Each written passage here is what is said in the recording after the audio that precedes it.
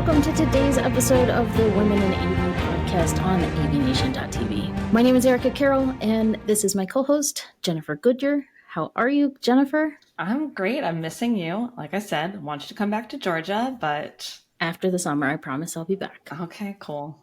We have a great topic today, and we have three lovely panelists. We are joined first by Christina Cruzeiro from Atlona. Hey, Christina. Hey, Erica. It's great to see you. You too. We also have Laura Madaio from Yamaha. Hi, Laura. Hi there. And Britt Yenser from Moravian University. Hey, Britt, how are you? Good. How's everybody? We're doing well. So a little background information real quick. We've actually already been talking for almost an hour because this is such a huge topic. And I'm going to pass it off to Jen in just a second here. Laura came to us and said that she wanted to talk about bereavement in the workplace. And I thought that this was an interesting topic. I thought that it needed to be talked about. And I know initially, Jen, you weren't so interested in talking about it. So I want to pass over to the mic to you and tell us how we got to this today. Yeah, so I saw that topic, and I think because it is such a difficult topic, and for most tough topics, you just naturally shy away from it. So my natural instinct, because I had lost my father in 2018, 2019, I didn't want to talk about it. And I had kind of just was starting to get to a place of normalcy, and it was just right away, no, I don't want to talk about that tough topic.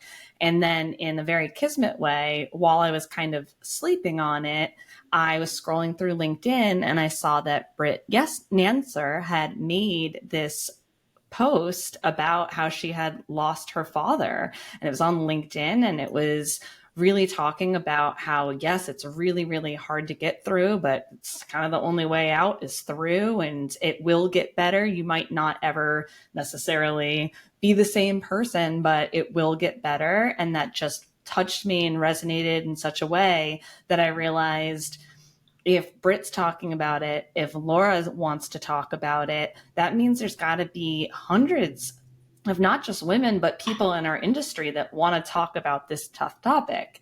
And it's kind of a cop-out to not talk about the tough topics. Those are the ones that need to be talked about the most.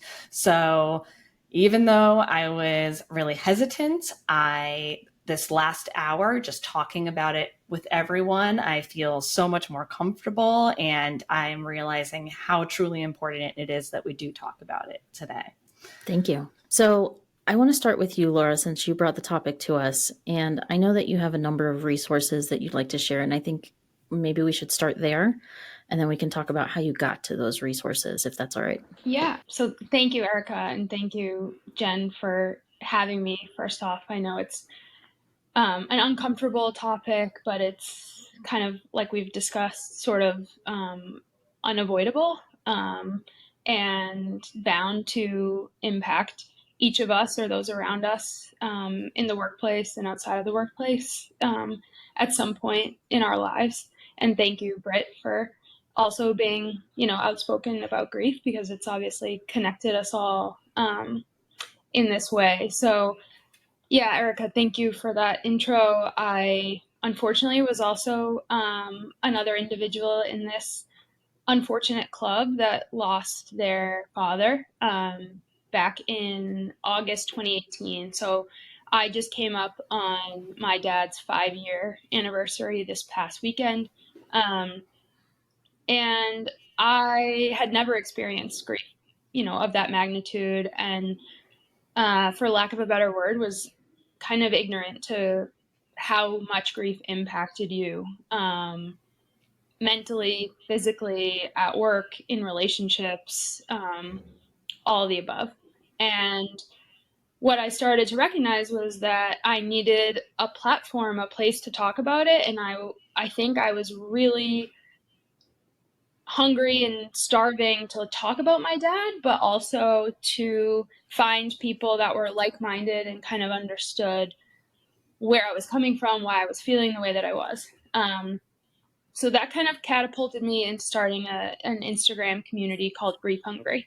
So that would be the first resource that I have for individuals, where Grief Hungry is a really blunt, open community forum on LinkedIn and Facebook, where I share about my own personal grief, and I also give people a platform to share about theirs. And we tie grief and loss to topics that are a little bit easier to talk about, like food. So I give people the opportunity to share like a former recipe or something of someone that they've lost, or maybe a recipe that they use to get through some really hard times. And then in addition to that, my own personal loss taught me that grief and bereavement are not talked about enough in the workplace. More weight needs to be talked about. More weight needs to be put behind talking about them in the workplace. And I also had the very rare but lucky experience of being treated especially well during the loss of my dad and after and upon my return to work, which I was at a startup just outside of Boston at the time, a small organization that really didn't even have a structured bereavement leave policy in place. And it was the experience of having an employee like me lose someone to a sudden tragic accident that encouraged them to, offer me 2+ weeks bereavement leave and have all these resources available for when I returned to work. And I started talking to other grievers and recognized, majority of folks are getting 1 to 3 days bereavement leave. They're expected to return and be functioning, motivated adults as if nothing has happened that has totally thrown their life off kilter. So I started a LinkedIn group called Working Through Grief, because I felt that there needed to be a space to talk about these types of things. And that group, in addition to some other posts I made on LinkedIn, it caught on and created some traction in the grief and bereavement world. And an article was written, with my family sort of as the main featured story, and the loss of my dad and how I was treated as an employee, in a Wall Street Journal article called "Does Your Boss Have Your Back When a Loved One Dies?" Yeah, we love the fact that you, first of all, were so brave to talk about that with the Wall Street Journal. That's a very public publication. And we also really appreciate that you already have this resource of Grief Hungry available, because that's something that ties Eric and I's partnership together really strong. Is we care about having solutions and resources and not just talking about things, but sometimes talking about things is the resource. So we really appreciate you talking about it. And that brings me to Britt, who you also went on LinkedIn, which is just known notoriously. You should be your most professional self on there. And why isn't talking about grief and bereavement professional? It's someone is always going through it in the workplace.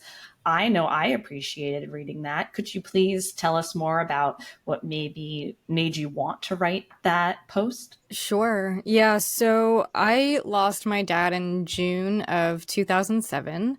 So I was actually 14 years old at that time. And so obviously I was in school, not at work. So as a student, I didn't experience any sort of like bereavement period or anything. It was like he passed in the summer and then you go back to school in September, right? It just is what it is. And while a lot of time has passed, grief, to me, my experience with grief has not been linear. And I still, every year when June comes, I feel it in my body. There's actually a book, The Body Keeps the Score, that talks about how trauma is stored in the cells of your body. And so, it's always challenging for me. June comes around and I start to really feel it. It's like I'm waiting for the bad thing to happen, even though it already has. And I wanted to share that with others because I thought there's no way on earth that I'm the only person who experiences this. And I think it's unfortunate that we aren't being honest and having open conversations about these things. Unfortunately, death is the great equalizer. It's what we all have in common. And we should, in my opinion, be more open about our experiences so that we can support each other a little bit better. Because for me, like, because it happened when I was a child, people expect for me to have moved on with my life, be the functioning, happy adult. But that doesn't mean that the grief isn't still there. So you mentioned how we can support each other, which I completely agree. We need to be there for each other no matter what. But I want to ask Christina, I know that you experienced loss as well, and how your company supported you, if you would share. One of the things that I absolutely love about working at Atlona is I believe that we lead with compassion and empathy first. And I think that that's so important. And, when you go through something like this, you really see what kind of company you work for.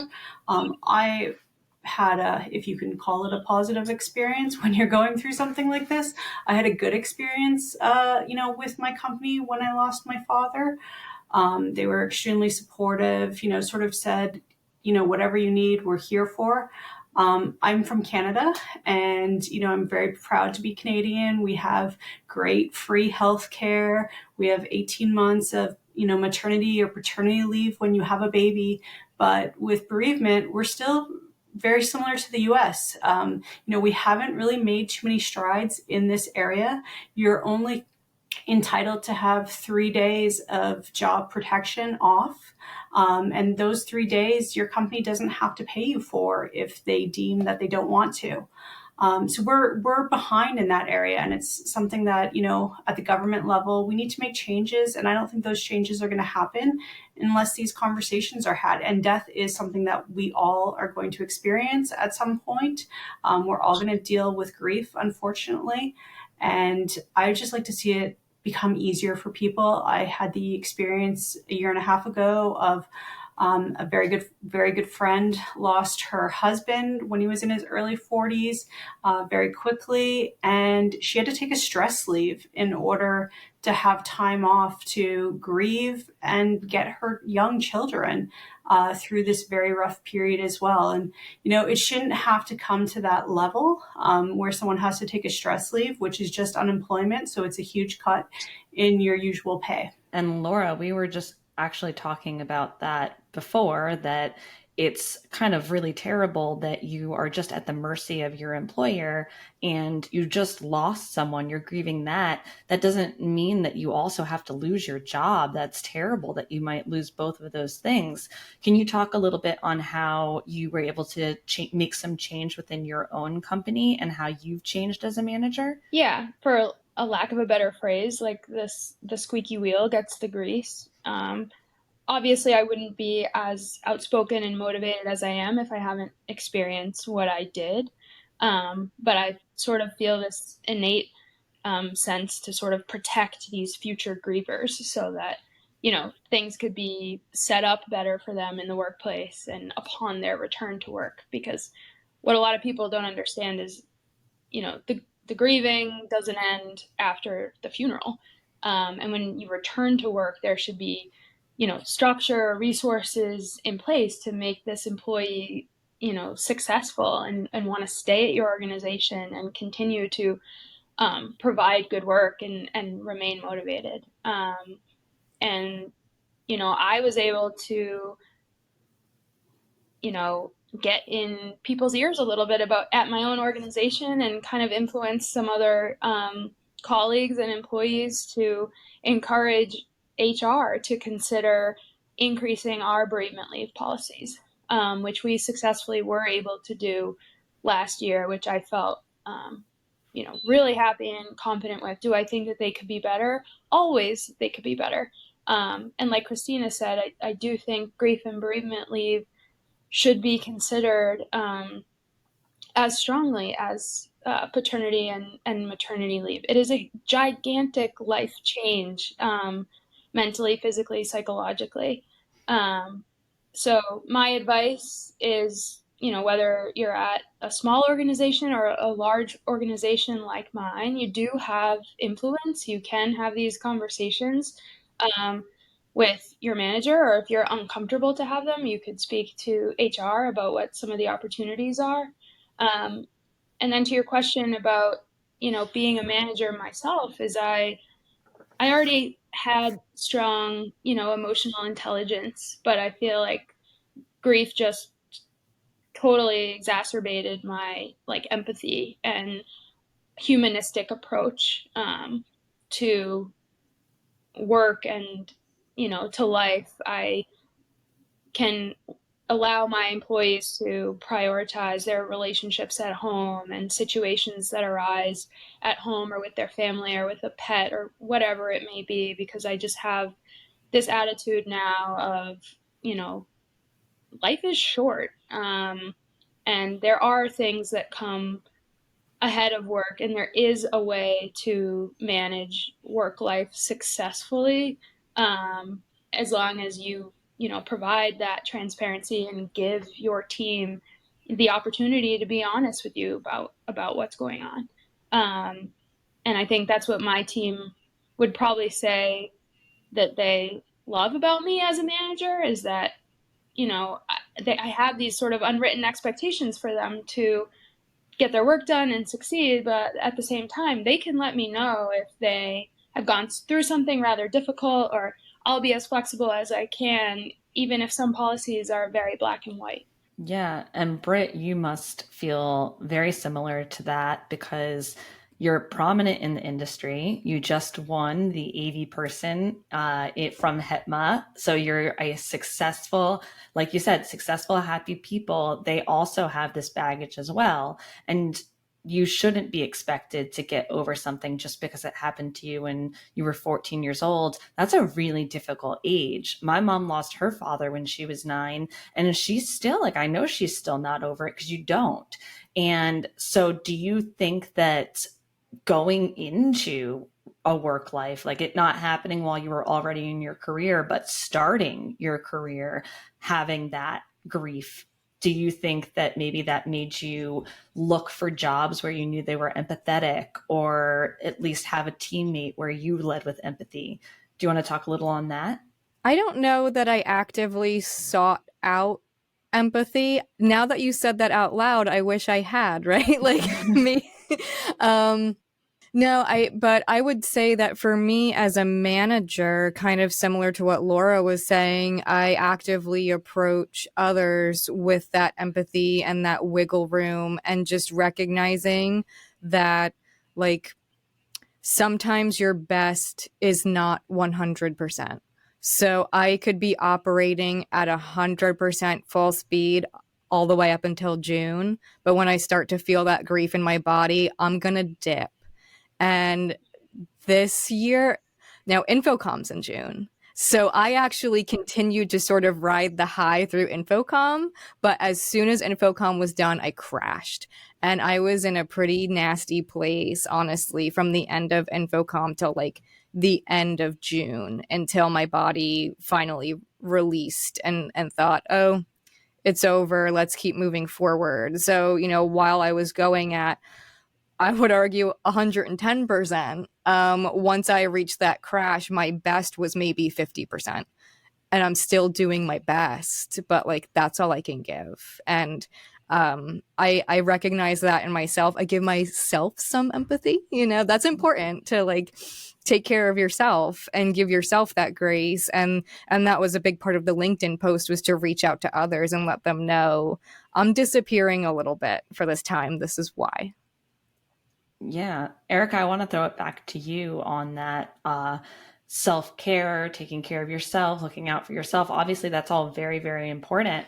But can you talk about being a partner and needing to support when someone is going through grief? Yeah. So a couple of situations for us when we had first gotten married, my husband and I, who's also in the industry, and we work for the same company.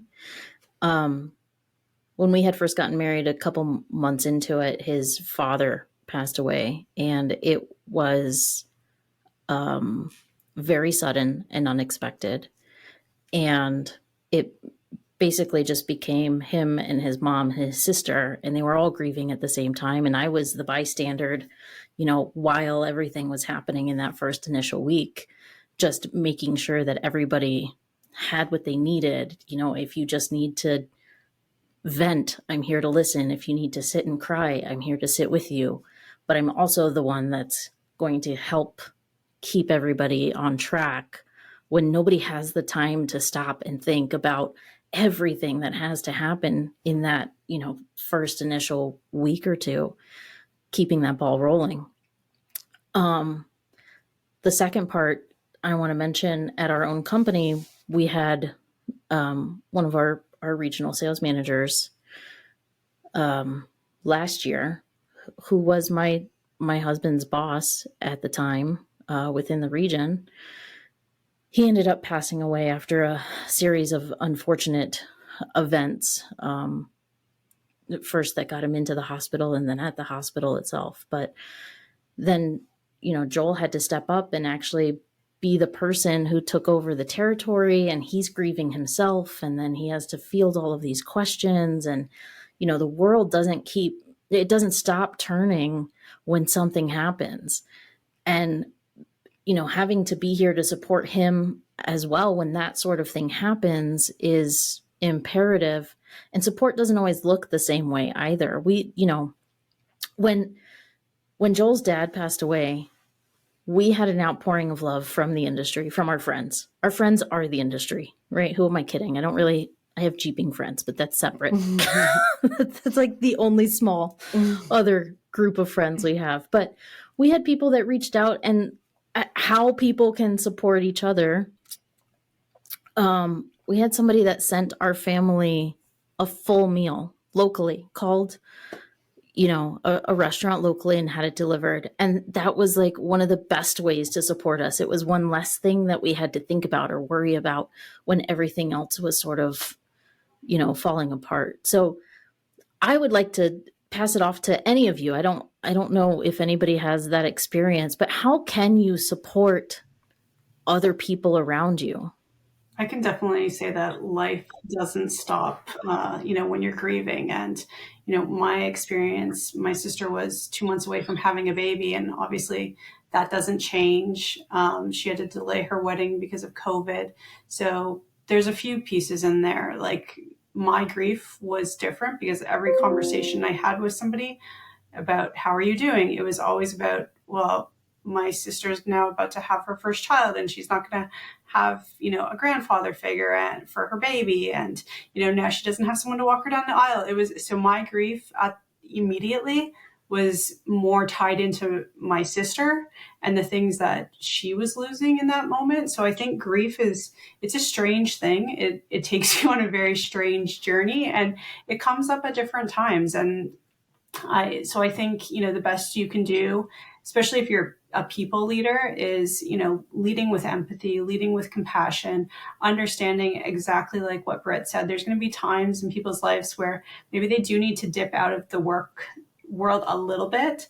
And you've just got to be there to, support them through that. And I think it pays tenfold for a company to support anyone going through this, because the way you treat people comes back and benefits your business. If you treat your employees well, they're going to treat your business well. Yeah, that's such a good point. And I would caveat in saying, whether it's in relationships or at work, just not ignoring the elephant in the room. That's my 2 cents.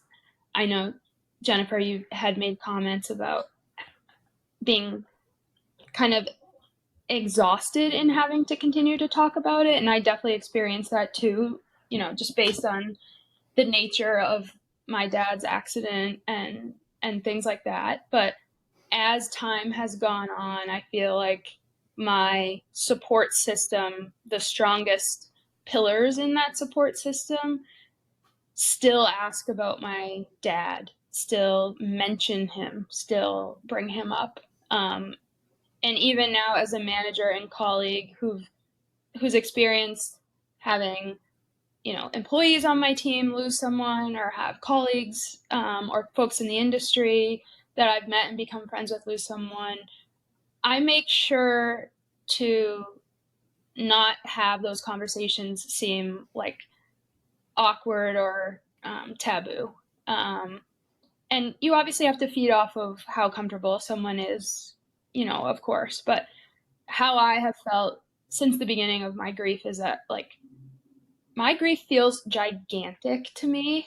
My dad feels gigantic to me. He was gigantic to me in my life, and I don't want to lose that.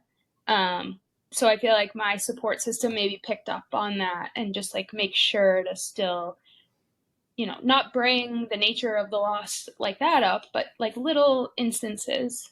So that's what I try to emulate as a friend and as a leader now that I've been through more loss in my like close-knit group of friends or community, whatever it is. I just try to be that person now as well.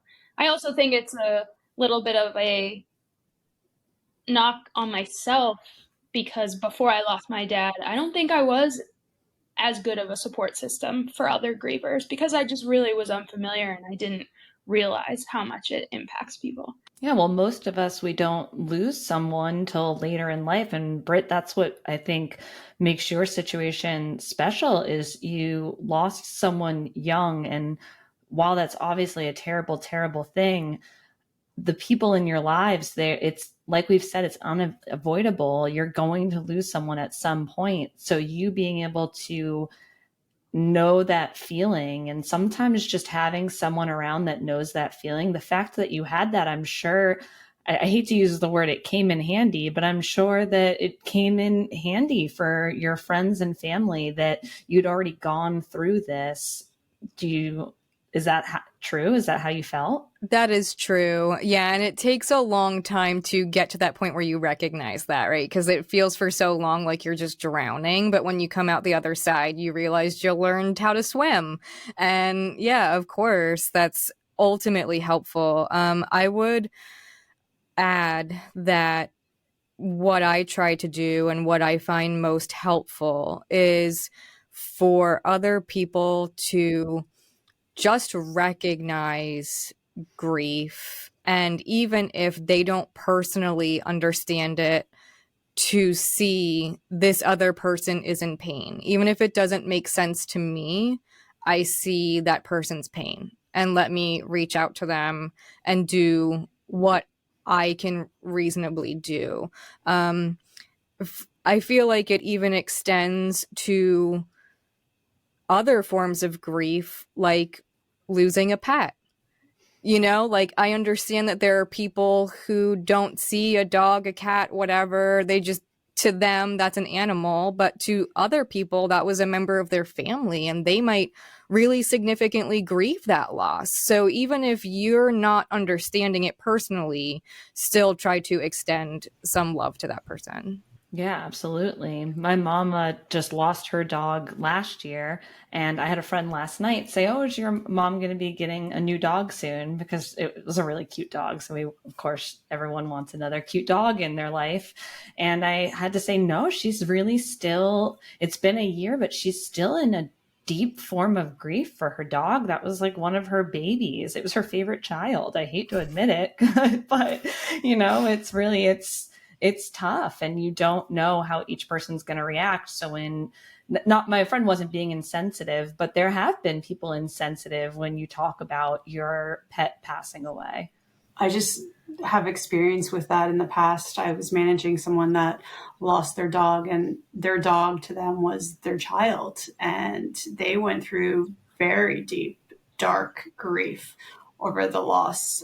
And they had been through other things in their life and sailed through it. But when their dog died, it was a very serious loss for them. So, this is where grief is again, it hits different people differently. And, the grief that you have for animal can sometimes be the exact same or even stronger than what you would have for another human being. So I think as leaders, you have to be, again, compassionate of that and understand that maybe if you don't feel that way about, your dog or, your fish, but you have to understand that someone else might have a very deep relationship with their animal as well. I think that's a good note to end on. Thank you, ladies, so much for joining us today. Laura, where can people find you? They can find me on Instagram at Grief Hungry. They can search LinkedIn for me personally and reach out, of course, Laura Madaio. Or if you search Working Through Grief on LinkedIn, there is a private group that I police as an admin. So please, it's a safe space for grievers in the workplace. What an excellent resource. Thank you so much for sharing that. Britt, where can people find you? Okay, I'm on LinkedIn as Britt Yenser. I'm also on Twitter as Brave Brit, so BRAVE_BRITT_. Excellent. Christina, how about you? Where can people find you? People can find me on LinkedIn at Christina Cruzeiro. Looking forward to connecting with more AV tweets. Awesome. Jennifer, thank you as always for being such an amazing co-host. Same thing goes right back to you, Erica. You know it. Hope to be back in Georgia soon. We'll say that in Yeah. person one day. Yeah, I know. I need to convince you to get back here. I need you back. But I would like to end on another note on top of all of that, that although this was a topic that we didn't talk about, now that it's done, I'm so glad we did it. And I do hope that it helps someone out there. And I think that everyone on this call, whoever you feel comfortable with, I'm pretty sure everyone's open if you want to reach out and talk. Absolutely. Thank you. Thank you, ladies, once again. We hope you have an amazing day and a wonderful week. The network for the AV industry. What are you listening to? This This is AV. This is AVNation. This is AVNation.